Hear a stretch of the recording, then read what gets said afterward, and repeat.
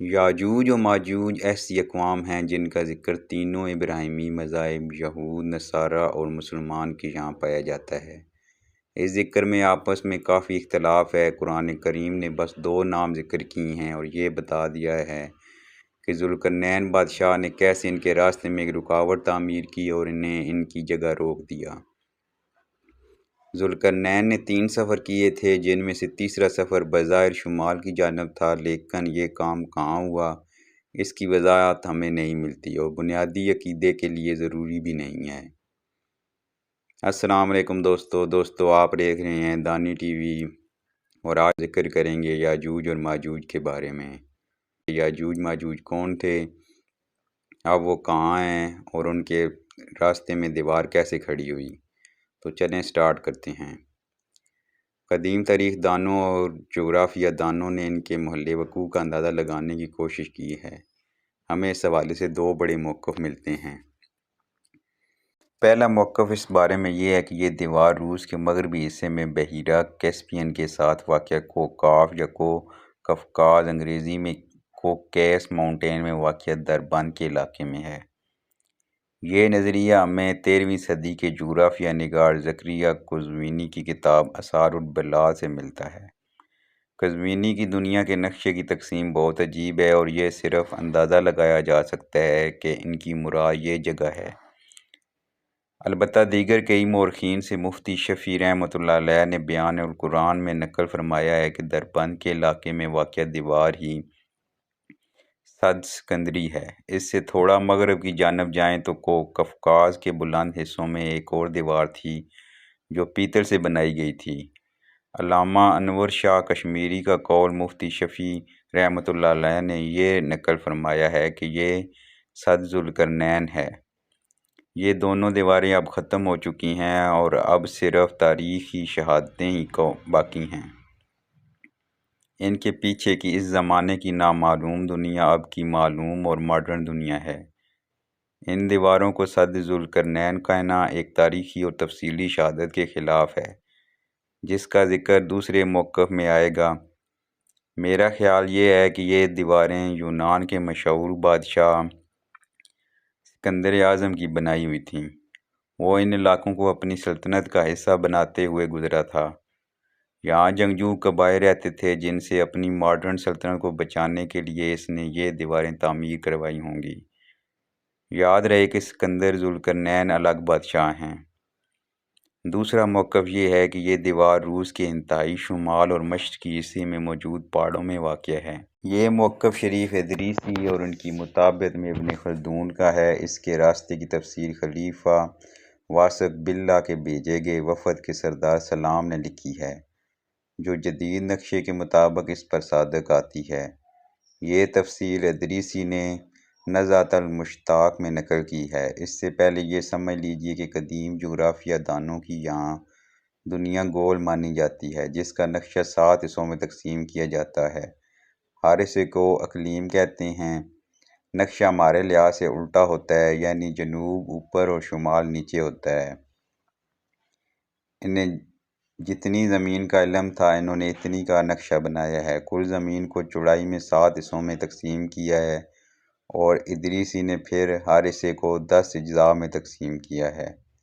انتہائی شمال میں ان کے یہاں برف ہے، لیکن یہ ہمارا قطب شمالی نہیں ہے۔ ساری دنیا کے ارد گرد پانی ہے جسے بحر محیط کہتے ہیں۔ اس برف سے مغرب کی جانب جائیں تو انگلینڈ ہے اور مشرق کی جانب جائیں تو ایک ایسی زمین ہے جہاں شدید بو ہوتی ہے۔ اس بو کا ذکر سلام نے کیا ہے اور شاید یہ روس کا وہ شمالی حصہ ہے جہاں بے شمار جھیلیں ہیں۔ سلام جب ادھر گیا تو ان جھیلوں سے کسی وجہ سے بو آ رہی ہوگی۔ ممکن ہے یہ نمی کی بو ہو، کیونکہ سلام اور اس کے ساتھیوں کو اپنے سامان کے خراب ہونے کا خطرہ تھا۔ اس کے بعد ایک طویل علاقہ ہے جہاں اس زمانے میں کھنڈرات تھے۔ یہاں مشرقی جانب ایسے پہاڑ ہیں جن میں اترنا انتہائی مشکل ہے۔ اس کے بعد یاجوج ماجوج کا علاقہ ہے اور یہ ایک بڑا پہاڑی سلسلہ ہے جس کے درمیان ایک جگہ درہ ہے جسے ذوالقرنین نے بند کیا تھا۔ سلام کو اس مکمل سفر میں 28 ماہ لگے اور وہ آرمینیا سے کافی دور گیا تھا۔ پہلے موقف میں مذکورہ دیوار آرمینیا کے قریب ہے، جس کو کاف کا ذکر ابن خلدون نے کیا ہے۔ اس کی تمام علامات بھی یہاں پوری ہوتی ہیں۔ اب اس کے پیچھے براعظم امریکہ ہے اور یہ جگہ ہم سب کی نظروں میں ہے، تو یاجوج ماجوج کہاں ہیں؟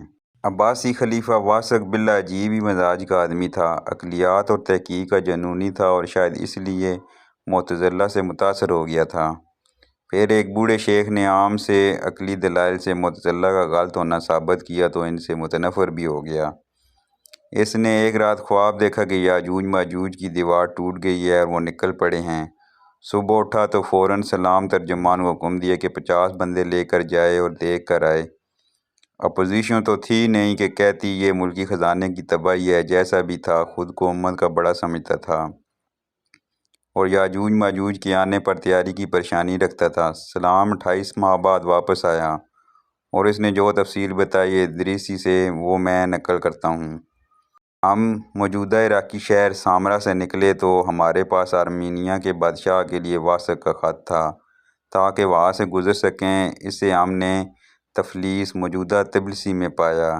جب اس سے ملے تو اس نے ہمارے لیے ایک خط سریر کے بادشاہ کو لکھ دیا اور ہمیں اس تک راستہ دے دیا۔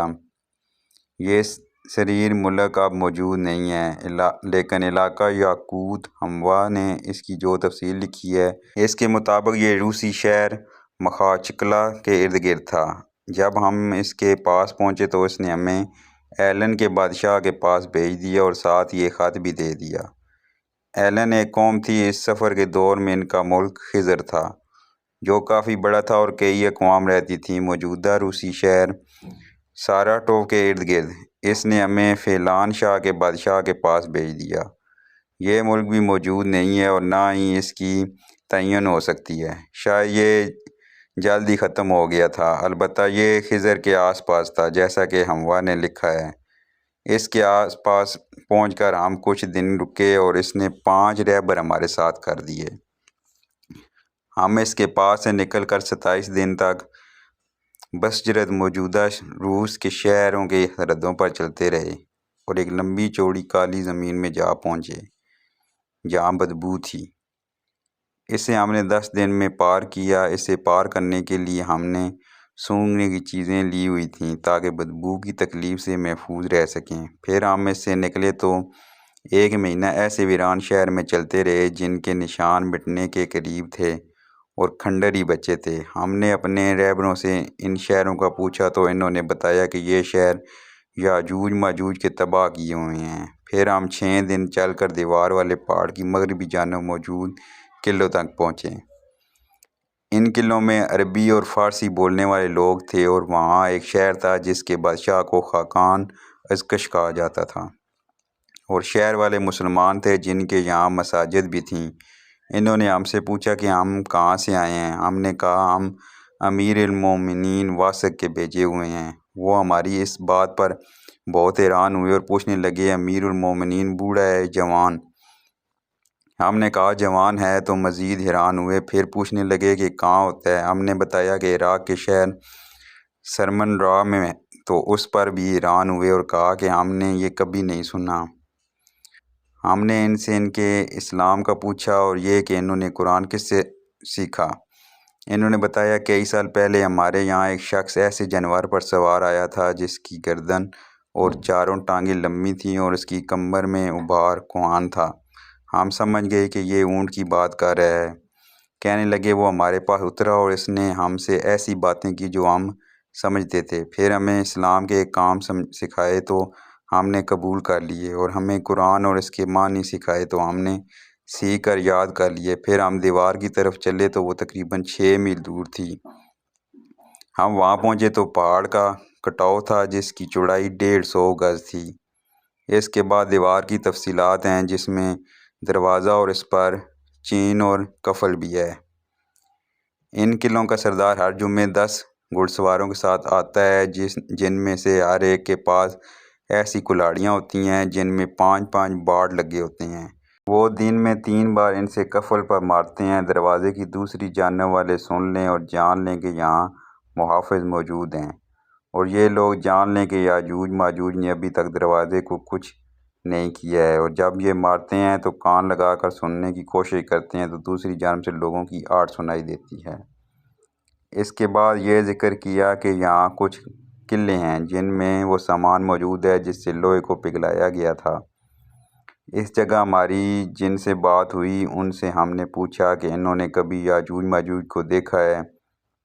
انہوں نے کہا کہ ان میں سے کچھ کو دیوار کے اوپر دیکھا تھا جنہیں تیز ہوا نے اڑا دیا اور 3 ان کی جانب آ گرے جن میں سے ہر ایک 2.5 بالشت کا تھا۔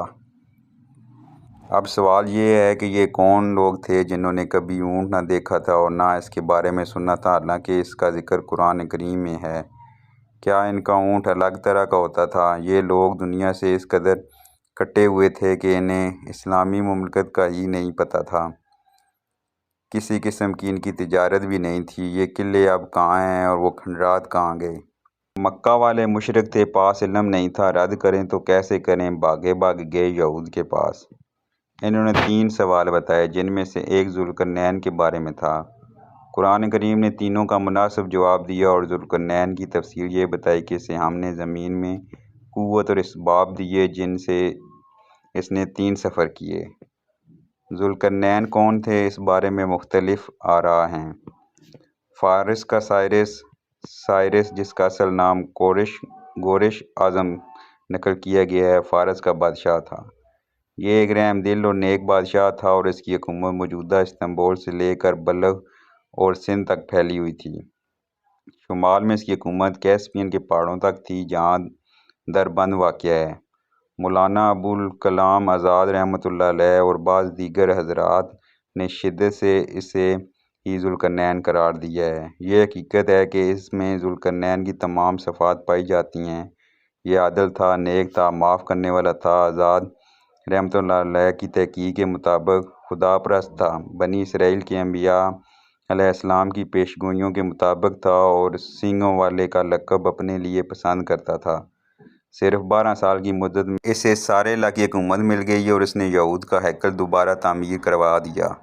آزاد رحمۃ اللہ علیہ کی تحقیق کے مطابق اس نے دربند کے پہاڑوں میں اوپری جانب ایسی دیوار بنائی تھی جو لوہے سے بنی ہوئی تھی، اور دیگر محققین نے اس کے بارے میں پیتل کا ذکر کیا ہے، لیکن اسے قرآن کا ذوالقرنین کہنے میں 2 مسائل ہیں۔ اول، قرآن بتاتا ہے کہ جب ذوالقرنین سورج طلوع ہونے کی جگہ پہنچے تو وہاں ایسی قوم تھی کہ سورج اور ان کے بیچ میں کوئی پردہ نہیں تھا۔ سائرس کی حکومت کی انتہا بلخ میں ہوتی ہے جو خود بھی ایک پہاڑی وادی ہے، اور اس کے مشرق کو ہندوکش کا بلند و بالا پہاڑی سلسلہ ہے جو جنوب میں کراچی کے پاس تک آ رہا ہے۔ پھر پردہ تو یقینی طور پر ہو گیا۔ دوم، پہلے حصے میں ذکر ہو چکا ہے کہ دربند میں 2 دیواریں ہیں۔ اگر سائرس نے اونچائی پر یہ دیواریں بنائی تھیں تو نیچے کا اور آسان راستہ تو ویسے ہی کھلا رہا۔ قرآن نے تو واضح بتایا ہے کہ وعدہ خداوندی آنے پر یہ دیوار ٹوٹے گی اور پھر فوراً یا عرصے کے بعد یاجوج ماجوج کو چھوڑا جائے گا۔ اگر راستہ ہی کھلا رہ گیا تو یہ مکمل تفصیل منطق ہی نہیں رکھتی۔ یہ علاقہ بحر اسود اور بحیرہ کیسپیئن کے درمیان ہے۔ کیسپیئن کی چوڑائی کوئی بہت زیادہ نہیں ہے اور حملہ آور اس کو دوسری جانب سے پار کر کے نہ صرف آ سکتے تھے بلکہ آتے بھی رہے ہوں گے۔ خود تاتاری جنہیں آزاد نے یاجوج ماجوج کہا ہے، اس راستے سے نہیں آئے بلکہ خوارزم سلطنت کو تباہ کرتے ہوئے کیسپیئن کی دوسری جانب سے آئے ہیں۔ یونان کا سکندر مقدونی، اسے سکندر اعظم کہا جاتا ہے، اس کا ذوالقرنین ہونا ممکن نہیں ہے کیونکہ یہ غیر مسلم تھا اور اس نے مغرب کی جانب کوئی اضافی سفر بھی نہیں کیا۔ اس کا کل سفر مشرق اور جنوب کی جانب تھا۔ مشرق میں یہ کو ہندوکش تو بار کر گیا لیکن زیادہ آگے نہیں آیا۔ حمیر کا بادشاہ صحابہ کرام رضی اللہ عنہم و تابعین رحمۃ اللہ علیہ میں سے کئی سے ابن کثیر رحمۃ اللہ نے البدایہ و نہایہ میں یہ ذکر کیا ہے، لیکن یہ تعین نہیں ہے کہ یہ کون سا بادشاہ تھا۔ ایک قول حضرت نوح علیہ السلام کی 8ویں نسل میں ہرویس یا ہرمس نام کے بادشاہ کا بھی ہے جو نوح علیہ السلام کے بیٹے یافز کی نسل سے تھا۔ یاجوج ماجوج بھی اسی نسل سے ہیں۔ فارس کی کہانیوں کے مطابق ان ادوار میں انسان جنات اور دیگر مخلوقات سے لڑتے تھے۔ جمشید، زاغ، افریدون وغیرہ کی یہ کہانیاں بڑی دلچسپ ہیں، لیکن ان کی کوئی سند نہیں ہے۔ خلاصہ یہ ہے کہ یہ بات بالکل واضح نہیں ہے کہ ذوالقرنین کون تھے، البتہ قرآن کریم نے اتنا بتایا ہے کہ مسلمان بادشاہ تھے اور ممکن ہے کہ نبی بھی ہوں۔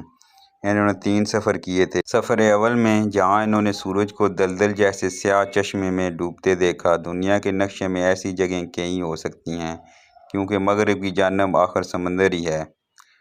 سفر دوم، دوسرا سفر انہوں نے مشرق کی جانب کیا جہاں سورج ایسی قوم پر طلوع ہو رہا تھا جن کے اور سورج کے مابین کوئی پردہ اور رکاوٹ نہیں تھی۔ مشرق کی جانب ہمیں ایسی جگہ صرف چینی شہر شنگھائی اور اس کے کچھ اوپر کے علاقے میں ملتی ہے جہاں ساحل پر کوئی پہاڑ نہیں ہیں۔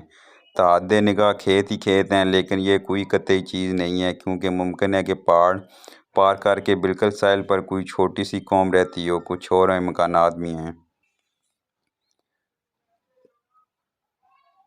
تیسرا سفر انہوں نے کیا اور 2 پہاڑوں کے درمیان پہنچے۔ یہ سفر کس جانب تھا، قرآن کریم نے نہیں بتایا۔ علماء کا قدیم زمانے سے یہ قول چلتا آ رہا ہے کہ شمال کی جانب تھا، لیکن اس قول کی بنیاد کیا ہے؟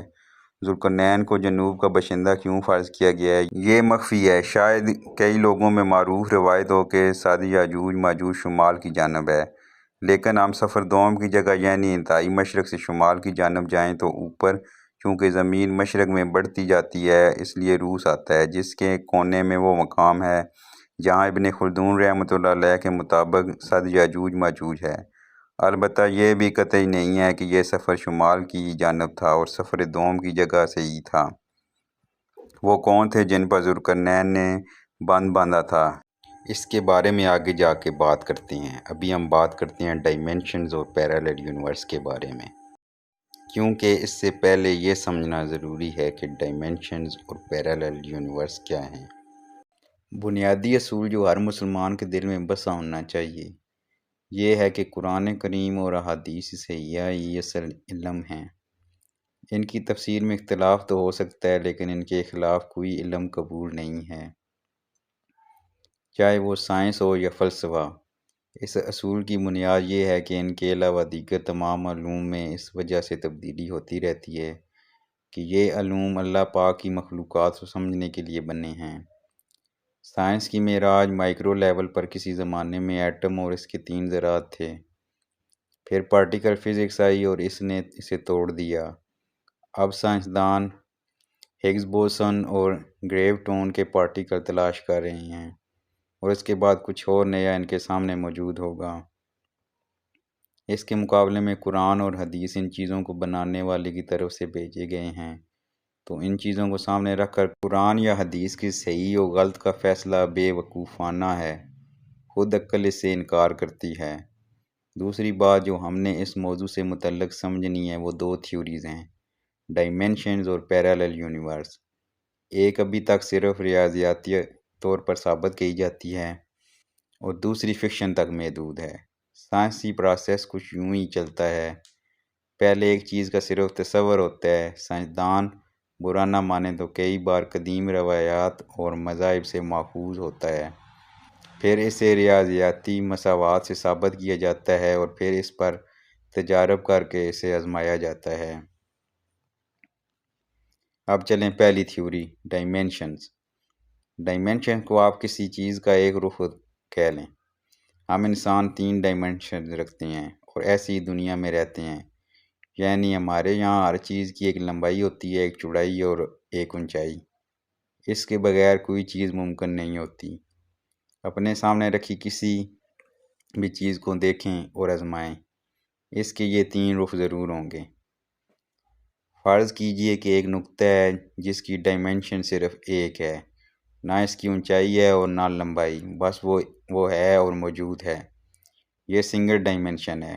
اب فرض کیجئے کہ ایک سیدھی لائن ہے، اس کی چوڑائی اور لمبائی تو ہے لیکن اونچائی نہیں ہے، یہ 2 ڈائمینشنز ہیں۔ فرض کرنے کا اس لیے کہہ رہا ہوں کہ کاغذ پر ہم جو نقطہ لگاتے ہیں یا لکیر بناتے ہیں وہ بھی 3D ہی ہوتی ہے۔ کاغذ پر جو مادہ چپکتا ہے اس کے ذرات 3 ڈائمینشنز رکھتے ہیں ہم یہاں اس کاغذ والی لکیر اور نقطے کی بات نہیں کر رہے، حقیقی سنگل اور 2 ڈائمنشن کی بات کر رہے ہیں۔ فرض کیجئے کہ کسی چیز کی 4 ڈائمنشنز ہیں، لمبائی، چوڑائی، اونچائی اور پتلائی۔ فرض نہیں ہو پا رہا، چوڑائی ہوگی تو پتلائی کیسے ہوگی؟ کوئی بات نہیں، ہم انسان 3 ڈائمنشن کے قیدی ہیں، لہٰذا ہم سنگل، 2، 4، 5 اور اسی طرح دیگر ڈائمنشن کو نہ دیکھ سکتے ہیں، نہ محسوس کر سکتے ہیں اور نہ ہی ان میں کوئی کام کر سکتے ہیں، حتیٰ کہ انہیں حقیقت میں فرض بھی نہیں کر سکتے۔ اب پہلے جو آپ نے لکیر فرض کی تھی وہ 3D تھی، لیکن ریاضیاتی طور پر یہاں 11 ڈائمنشن موجود ہیں۔ جی ہاں، پوری 11۔ اب اگر ان ڈائمنشن میں سے کوئی اور مخلوق ہے تو وہ ہمیں نہیں دیکھ سکتی اور ہم اسے نہیں دیکھ سکتے۔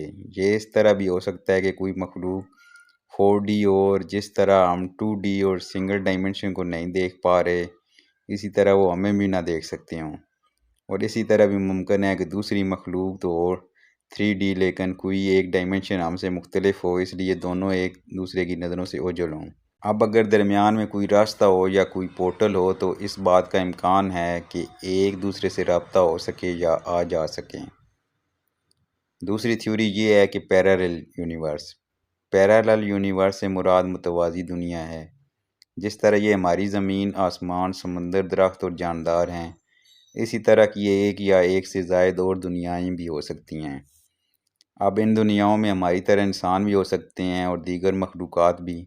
بنیادی طور پر یہ تھیوری مذاہب کی پیش کردہ ہے۔ قرآن کریم نے زمینوں کی تعداد 7 قرار دی ہے۔ ہندو مت میں لامحدود ہیں اور دیگر مذاہب میں الگ الگ تصورات ہیں۔ یہ دنیایں دوسری ڈائمنشن میں بھی ہو سکتی ہیں اور یہ بھی ممکن ہے کہ ہر دنیا کا الگ سے 3D سسٹم ہو۔ سائنس نے ابھی تک انہیں دریافت نہیں کیا، لیکن مذہب ان کی مضبوط شہادت دیتا ہے۔ قرآن کریم میں ارشاد ہے، اللہ وہ ہے جس نے 7 آسمان بنائے اور زمین بھی انہی کی طرح۔ مفسرین کرام نے اس کی تفسیر یہ کی ہے کہ آسمانوں کی طرح 7 زمینیں ہیں۔ یہی تفسیر صحابہ کرام رضی اللہ تعالیٰ عنہ سے بھی مروی ہے، بلکہ حضرت عبداللہ بن عباس رضی اللہ عنہ کا ایک صحیح السند اثر ایسا بھی ہے کہ اس کی تفسیر کرنا مشکل ہو جاتا ہے۔ میں اس کی جو تفسیر سمجھتا ہوں وہ سمجھا نہیں سکتا، لہذا اس کا ذکر نہیں کرتا۔ جس طرح ہم 11 ڈائمنشن میں سے صرف 3 کو سمجھ سکتے ہیں اور محسوس کر سکتے ہیں، اسی طرح اس موجودہ دنیا کو ہی دیکھ، سمجھ اور محسوس کر سکتے ہیں۔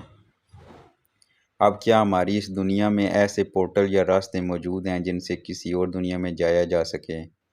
یہ ملین ڈالر کوسچن ہے۔ بظاہر ایسے راستے موجود ہیں، لیکن ہمیں معلوم نہیں ہیں۔ البتہ کبھی کبھار کسی اتفاق کے نتیجے میں کوئی ان راستوں سے گزر جاتا ہے۔ اس پر ایک آدھ مثال بھی موجود ہے، جس پر آگے جا کر بات ہوگی۔ فی الحال اس پر غور کرنا چاہیے کہ کیا جنات اسی طرح ہماری دنیا میں رہتے ہیں کہ ان کی کوئی ایک ڈائمنشن ہم سے مختلف ہے؟ یہاں پر یہ بات بھی نوٹ کر لیں کہ عموماً وقت کو چوتھی ڈائمنشن سمجھا جاتا ہے، لیکن سائنسدان اس پر متفق نہیں ہیں اور بظاہر یہ کوئی ڈائمنشن ہے بھی نہیں۔ یہ 3 ڈائمنشن میں واقعات کی ایک ترتیب ہے جسے ہم وقت سمجھتے ہیں۔ دیگر ڈائمنشن میں یہ ترتیب مختلف ہو سکتی ہے۔ حضرت تمیم داری رضی اللہ عنہ پہلے نصرانی عیسائی تھے۔ نبی کریم صلی اللہ علیہ وآلہ وسلم کی خدمت میں حاضر ہوئے اور اسلام قبول کیا۔ ان کا ایک قصہ نبی کریم صلی اللہ علیہ وآلہ وسلم نے منبر پر سنایا۔ یہ قصہ امام مسلم رحمۃ اللہ علیہ اور دیگر نے نقل فرمایا ہے اور اس کی جزیات میں تھوڑا بہت فرق ہے۔ ان سب کا خلاصہ یہ ہے کہ ایک بحری جہاز، اس زمانے میں بڑی کشتی کو جہاز کہا جاتا تھا، میں سمندر کے سفر پر تھے کہ اچانک طوفان نے آ لیا۔ موجیں جہاز کو 1 مہینے تک ادھر سے ادھر دھکیلتی رہیں اور اس کے بعد ایک جزیرے پر پہنچا دیا۔ تمیم داری رضی اللہ عنہ اور ان کے ساتھی چھوٹی کشتی پر بیٹھ کر جزیرے میں اتر گئے۔ وہاں انہیں ایک مخلوق ملی جس پر اس قدر بڑے اور گھنے بال تھے کہ اس کے آگے اور پیچھے کا علم نہیں ہوتا تھا۔ مسلم کی دوسری روایت میں اسے انسان کہا گیا ہے۔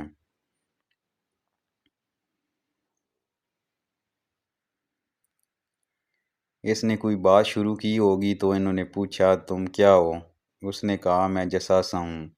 انہوں نے پوچھا جساسہ کیا ہوتا ہے؟ اس نے اس کا جواب نہیں دیا اور کہا وہاں آگے گرجا میں ایک بندہ ہے جسے تمہاری خبروں کی بہت جستجو ہوتی ہے، وہاں جاؤ، کہتے ہیں کہ ہمیں اس سے ڈر لگا کہ یہ شاید شیطان ہے۔ گرجا میں پہنچے تو وہاں ایک بوڑھا لیکن عظیم الخلقت انسان بری طرح جکڑا ہوا موجود تھا اور جکڑنے کی تکلیف سے کراہ رہا تھا۔ اس نے پوچھا کہ تم کون ہو؟ انہوں نے بتایا کہ عرب کے کچھ لوگ ہیں۔ تو اس نے کچھ سوالات کیے اور ان کے جوابات کے بعد بتایا کہ میں مسیح دجال ہوں اور عنقریب مجھے آزادی مل جائے گی۔ اس قصے کو بعد میں گفتگو کے لیے ذہن میں رکھتے ہیں اور دیکھتے ہیں کہ احادیث مبارکہ میں یاجوج ماجوج کی کیا صفات بیان ہوئی ہیں۔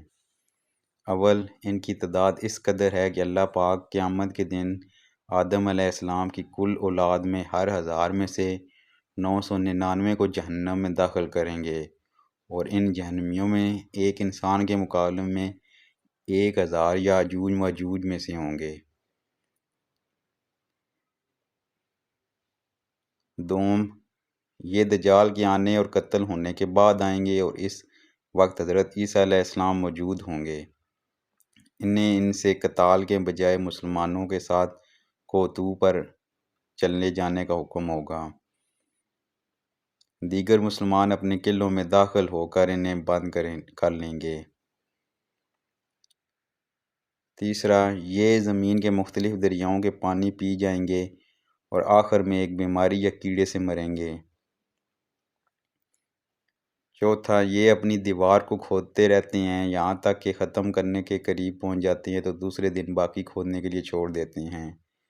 دوسرے دن وہ دوبارہ مکمل ہوتی ہے۔ جب نکلیں گے تو اس دن کھودتے وقت آخر پر پہنچیں گے اور یہ کہیں گے انشاءاللہ کل توڑ لیں گے، اس سے وہ مکمل نہیں ہوگی۔ ان روایات سے معلوم ہوا کہ یاجوج ماجوج ہیں تو آدم علیہ السلام کی اولاد ہی، لیکن ان کی تعداد عام انسانوں سے بہت زیادہ ہے اور یہ دجال کے بعد حضرت عیسیٰ علیہ السلام کی موجودگی میں آئیں گے۔ اس سے یہ بات تو صاف ہو جاتی ہے کہ جن لوگوں نے یہ کہا کہ یاجوج ماجوج تاتاری، منگول، چینی، ترک یا سیتھین قبائل تھے، ان کے یہ اقوال بالکل غلط تھے۔ یہ تمام اقوام ہمیشہ کھلی رہی ہیں، جیسے پہلے بیان کیا جا چکا ہے، جس میں ہم نے بحیرہ کیسپین کے حوالے سے بات کی۔ یہ کبھی بھی دیوار توڑ کر نہیں آئیں گے، ان کی تعداد اس قدر ہونا ممکن ہی نہیں ہے کیونکہ یہ تو خود انسان ہیں۔ انہوں نے پانی صاف نہیں کیے اور نہ ہی یہ بیماری یا کیڑے سے ہلاک ہوئے، لہٰذا یہ سب اقوال درست ہو ہی نہیں سکتے۔ اب سوال یہ ہے کہ یہ اتنی بڑی آبادی پھر کہاں بستی ہے؟ اس کا جواب حدیث جساسہ سے ملتا ہے۔ اس میں حضرت تمیم داری رضی اللہ عنہ جس جزیرے میں پہنچے تھے وہ نہ صرف آج ہماری نظروں سے غائب ہے بلکہ پہلے بھی غائب ہی رہا ہے۔ کیا اس لیے کہ وہ کسی اور دنیا کا حصہ تھا اور سمندری موجوں کے ساتھ تمیم داری رضی اللہ عنہ اور ان کے ساتھی کسی پورٹل سے گزر کر اس پر پہنچے؟ بظاہر ایسا ہی لگتا ہے اور اس کی ظاہری تائید جساسہ کی حیثیت سے ہوتی ہے۔ ایسے انسان ہمارے یہاں تو نہیں پائے جاتے، اور خود تمیم داری رضی اللہ عنہ نے بھی حیران ہو کر اس سے پوچھا تھا کہ جساسہ کیا چیز ہے؟ یہی چیز ہمیں سلام ترجمان کی کہانی میں نظر آتی ہے۔ وہ لوگ جہاں پہنچے وہاں کے لوگ اونٹ جیسی مخلوق سے واقف نہیں تھے، جبکہ قرآن کریم کے معنی جانتے تھے۔ ان کے یہاں اونٹ کسی اور طرح کا ہوتا ہوگا، اس لیے انہیں اس مخلوق پر حیرت ہوئی تھی۔ اس کے علاوہ وہ مسلمان تھے لیکن امیر المومنین اور عراق کے شہر سے ناواقف تھے۔ کیا وہ حج کے لیے نہیں جاتے تھے؟ اگر جاتے تھے تو یہ کیسے ممکن تھا کہ اس سے ناواقف ہوں؟ پھر ان کے قلعے اور سد ذوالقرنین پر موجود قلعہ جو گزشتہ کم از کم 1200 سال سے موجود تھا، اگر ہم ذوالقرنین کو سائرس فرض کریں جو کہ مشکل ہے، وہ اگلے چند سو سالوں میں کہاں گیا؟ دنیا کی کوئی قوم ان پر حملہ کرنے یا قبضہ کرنے کا دعویٰ نہیں کرتی۔ خود سد کہاں گئی؟ یہ تو مشہور ہو جانی چاہیے تھی۔ روس کی شمالی زمین کے بہت بڑے حصے میں بے شمار جھیلیں ہیں۔ اس قدر کے سیٹلائٹ سے بڑے بڑے گڑھے لگتے ہیں، لیکن ان میں بدبو نہیں ہے۔ میرا یہ خیال ہے کہ اسلام اور اس کے ساتھی اسی زمین میں یا اس سے پہلے کسی پورٹل سے گزرے تھے، اور جس دنیا میں پہنچے تھے وہاں ان کے جھیلوں کی بو انسانوں کے لیے تکلیف دہ تھی۔ ان کے بعد یاجوج ماجوج کے تباہ کردہ کھنڈرات تھے، اور ان کے بعد ذوالقرنین کے محافظ۔ یہ سب اب نظر سے غائب ہیں، اور ہمارے پاس صرف ایک سمجھ رہ جاتی ہے۔ اس کا یہ ایک مطلب یہ بھی ہے کہ ذوالقرنین بھی پورٹل سے گزر کر اس دنیا تک پہنچے ہوں گے، اور جو دیوار انہوں نے تعمیر کی وہ کسی پورٹل پر نہیں تھی بلکہ دوسری دنیا میں تھی، لیکن یاجوج ماجوج نے وہ پورٹل غالباً پہلے کبھی پار نہیں کی تھی، اور ان کے تباہ کردہ کھنڈرات دوسری دنیا میں ہی تھے، اور شاید اب تک ہوں۔ اب ایک مزے کی بات یہ ہے کہ قرآن کریم کی تصریح کے مطابق جب ذوالقرنین اس جگہ پہنچے تو وہاں کی قوم ان کی زبان سمجھتی ہی نہیں تھی، یعنی اس دنیا کی زبان الگ قسم کی تھی جو تمام تر اسباب کے باوجود ذوالقرنین اور ان کے ترجمانوں کی سمجھ سے باہر تھی۔ پھر جب کسی طرح یہ کمیونیکیشن گیپ دور ہوا تو انہوں نے ذوالقرنین کو کہا کہ ہم آپ کے لیے ٹیکس جمع کرتے ہیں، آپ دیوار بنا دیں۔ پیسے بھی تھے اور قوت بھی، تو وہ خود کیوں نہیں بنا پا رہے تھے؟ کیا ان میں یہ صلاحیت نہیں تھی؟ یاجوج ماجوج بھی جب آئیں گے تو مسلمان قلعہ بند ہو جائیں گے، اور ہمیں اس بات کا کوئی ذکر نہیں ملتا کہ اپنی تمام تر قوت اور تعداد کے باوجود یاجوج ماجوج اور ان کے قلعوں کو توڑ کر اندر آئیں گے۔ کیا ان میں اونچی دیواروں کو بنانے اور توڑنے کی صلاحیت اور ہنر ہی نہیں ہے؟ اگر وہ دوسری دنیا کی مخلوق ہیں تو یہ بالکل ممکن ہے۔ محافظوں کے قلعے ممکن ہے کہ ذوالقرنین نے بنا کر دیے ہوں۔ اب آخری چیز یہ ہے کہ قرآن کریم کا بیان کردہ اصول ہے کہ اللہ پاک پیغمبر بھیجے بغیر عذاب نہیں دیتے، جبکہ انہیں جہنم میں ڈالا جائے گا، لیکن جب یہ اپنی جگہ سے نکلیں گے تو حضرت عیسیٰ علیہ السلام نبی ہونے کے باوجود انہیں تبلیغ نہیں کریں گے۔ اور ذوالقرنین نے بھی مغرب الشمس والوں کے بارے میں تو اصول بیان کیا کہ جو اچھا کام کرے گا اس کے ساتھ اچھا معاملہ ہوگا، اور جو برا کام کرے گا اس کے ساتھ برا معاملہ ہوگا، لیکن یاجوج ماجوج کی جگہ پر نہ کوئی لڑائی کی اور نہ ہی تبلیغ۔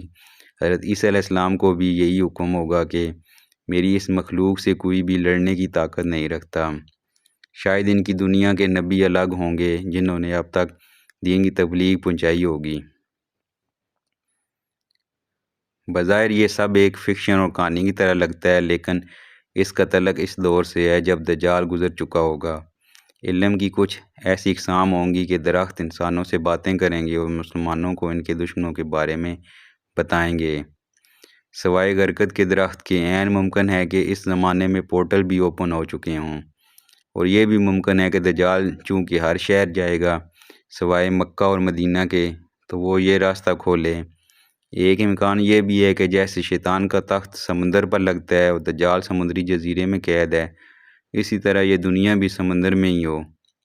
دنیا کا نقشہ دیکھیے تو روس کے اس انتہائی سرے کے پیچھے گہرا سمندر ہی ہے۔ شاید سمندر دنیا کے راستے اس وقت کس طرح کھل جائیں۔ بہرحال جو بھی ہے اور جیسا بھی ہے، ہم اس سب پر بغیر کسی تفصیل، قید اور شرط کے ایمان لاتے ہیں۔ پاک ہے ہمارا رب جس نے ہمیں یہ محدود سا علم دیا ہے، اور اسی کا علم کامل اور باقی رہنے والا ہے۔ جزاک اللہ۔ امید کرتا ہوں دوستو آپ کو یہ انفارمیشن یاجوج ماجوج کے بارے میں پسند آئی ہوگی۔ اگر کچھ نیا جاننے کو مل رہا ہے تو پلیز چینل سبسکرائب کریں اور ویڈیو کو لائک کر دیں۔ Thank you.